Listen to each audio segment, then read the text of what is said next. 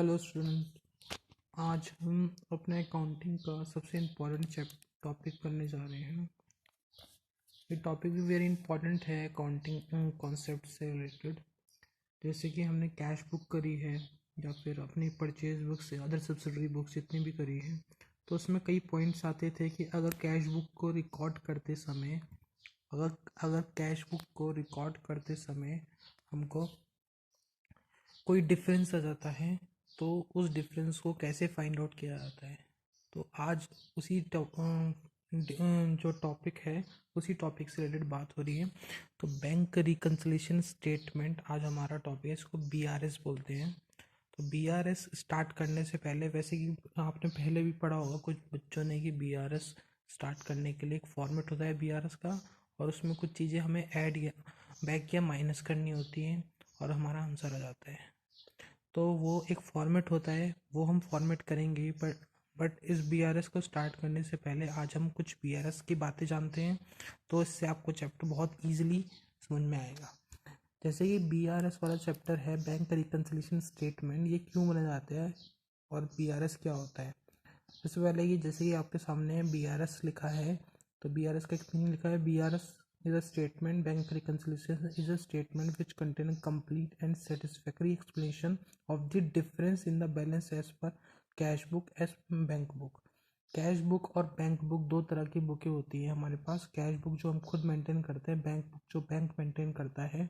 कभी कभी ऐसा हो जाता है कि हमने अपनी बुक में, कैश बुक में अमाउंट को रिकॉर्ड कर लिया पर बैंक की तरफ से नहीं रिकॉर्ड होता है, तो इनकी और हमारी तरफ से जो डिफरेंस हो जाता है उसी को बीआरएस बोला जाता है। बीआरएस आप देख सकते हैं यहाँ पे स्टेटमेंट में लिखा भी है डेफिनेशन में, BRS is statement which contain a complete and satisfactory explanation.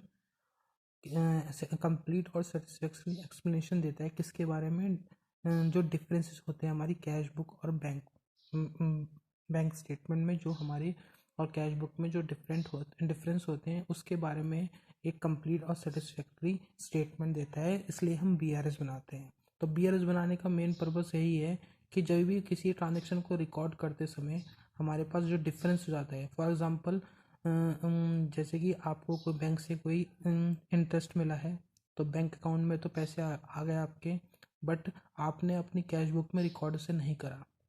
तो आपने अपने कैश बुक में उसे रिकॉर्ड नहीं करा, तो वो जो अमाउंट है उस अमाउंट की वजह से आपकी कैश बुक और पासबुक के, बैंक बुक के बैलेंस में डिफरेंस आ गया है। ये डिफरेंस जो है बीआरएस सॉर्ट आउट करता है। Preparation of BRS is not a part of double entry. कुछ नोट भी लिखे हैं, ये आपके लिए इंपॉर्टेंट है। Preparation of BRS is not a part of double entry book keeping system, it is just a procedure to prove the cash book balance. तो ये बीआरएस जो है डबल एंट्री का पार्ट नहीं है, ये एक जस्ट प्रोसीजर है जो हमें बताता है कि हम अपने डिफरेंस को प्रूव कर सकते हैं।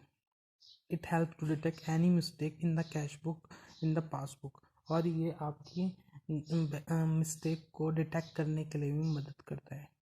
अब कॉजेज़, क्या कारण होते हैं हमारे डिफरेंसेस होने के।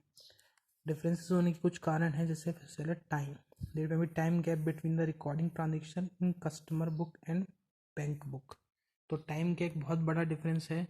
आपको जो इंटरेस्ट था मिलने वाला है वो आपको मिल गया है, बट कुछ टाइम, अनसर्टेन टाइम की वजह से आपने उसको अपनी कैश बुक में रिकॉर्ड नहीं करा है, तो यहाँ टाइम का डिफरेंस आ गया है। इसलिए ये जो डिफरेंस होगा वो टाइमिंग में चले जाएगा।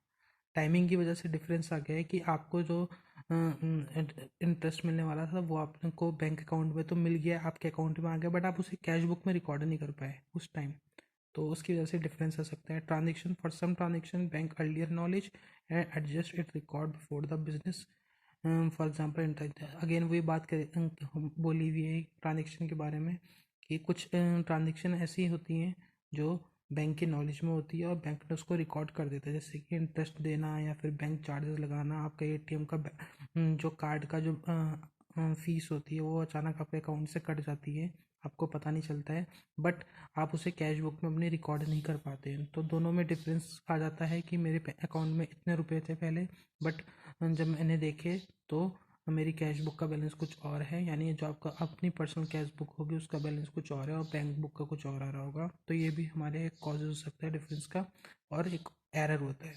एरर तो कहीं भी हो सकता है। सम डिफरेंस इन बैलेंस में arise due to error committed by the bank और by the person responsible for preparing the cash book. तो कोई भी चीज़ ट्रांजेक्शन को हैंडल करते समय कुछ एरर फाउंड हो जाता है, तो वो भी एक डिफरेंस का कारण हो सकता है। तो ये कुछ डिफरेंस थे, ये भी आपके लिए इम्पोर्टेंट है थियोरेटिकल मोड पे कि पीआरएस में जो डिफरेंस होते हैं वो किन कारणों की वजह से होते हैं, क्या कारण होते हैं, जैसे टाइमिंग का, ट्रांजेक्शन का, एरर का। तो ये सब आपके कारण होते हैं। अब हमने ये देखना है कि सबसे पहले जो हम फॉर्मेट की बात कर रहे थे कि बीआरएस में कुछ फॉर्मेट होता था, और उस फॉर्मेट को लर्न करने के बाद जो है हम अपना क्वेश्चन सॉल्व कर लेते थे। तो वो फॉर्मेट भी आपको मिलेगा, बट उससे पहले कुछ चीज़ें आपको देखनी पड़ेंगी। जो इसमें लिखा है सम आइटम कॉज अ डिफरेंस, कुछ आइटम की वजह से जो डिफरेंस आता है, तो वही वही आइटम होते हैं जो फॉर्मेट में आपको आपने पहले कभी देखे होंगे। तो कैसे कैसे वो आइटम होते हैं उनके बारे में डिस्कस करते हैं आज पहले। कल फिर हम इसका फॉर्मेट करेंगे और क्वेश्चंस करेंगे। तो आप पहले से ही प्रिपेयर कर सकते हैं कि जो हम कल क्वेश्चन करने वाले हैं वो किस तरीके से होंगे, और अपना बीआरएस का कॉन्सेप्ट क्लियर करके। तो सम आइटम कॉज अ डिफरेंस, जैसे कि फर्स्ट पॉइंट है check issued but not yet presented for payment. तो ऐसे पॉइंट ट्रांजेक्शन से के थ्रू भी हमें डिफरेंस सकता है कि चेक इशूड तो हो गया है, बट उस चेक से पेमेंट नहीं हुई। जैसे कि चेक इशूड हो गया है आपको, बट आपके अकाउंट में तो पैसा आया भी नहीं। तो जिसने चेक दिया उसके अकाउंट से तो पैसा कट गया, बट हमारे अकाउंट में पैसा नहीं आया जिसको उसको पेमेंट देनी थी। तो इन कारणों की वजह से हमारे जो अकाउंट में बैलेंस में डिफरेंस हो रहा है। तो पहला ये हमारा ट्रांजेक्शन बनता है। सेकंड है cheque deposited but not collected. Cheque तो आपके अकाउंट में डिपॉजिट हो गया, बट आपने कलेक्ट नहीं करा। जब आपने कलेक्ट नहीं करा तो आपको पता नहीं चलेगा कि हमारे अकाउंट में इतने पैसे आ गए।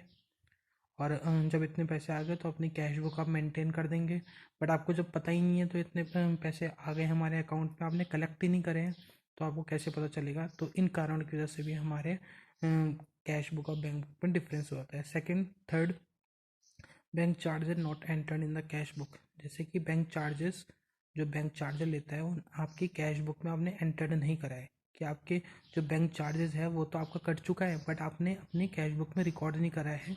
तो उस वजह से भी आपके बैंक बुक और कैश बुक में डिफरेंस है। फोर्थ है हमारे interest credited by bank not entered in the cash book. आपको बैंक ने इंटरेस्ट तो क्रेडिट कर दिया आपके अकाउंट में, अकाउंट इंटरेस्ट तो आ चुका है, बट आपने उस इंटरेस्ट को अपनी कैश बुक में रिकॉर्ड नहीं करा है।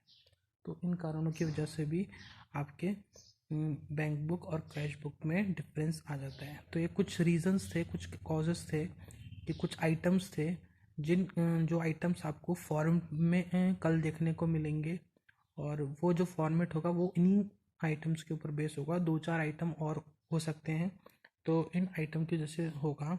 तो ये वो रीजंस, जो डिफरेंस, ये वो कॉजेज़ हैं जिन कॉजेज़ की वजह से आपको बीआरएस को प्रेजेंट करने में डिफरेंस होता है।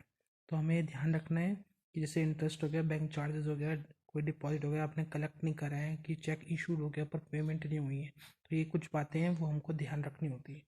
तो कल हम इसका एक फॉर्मेट करेंगे और फॉर्मेट के साथ इसका एक क्वेश्चन बनेंगे। तब तक आपको ये सब चीज़ें थ्योरेटिकल है इनको रिवाइज करना है, और कल के लिए इस कॉन्सेप्ट को ध्यान रखना है।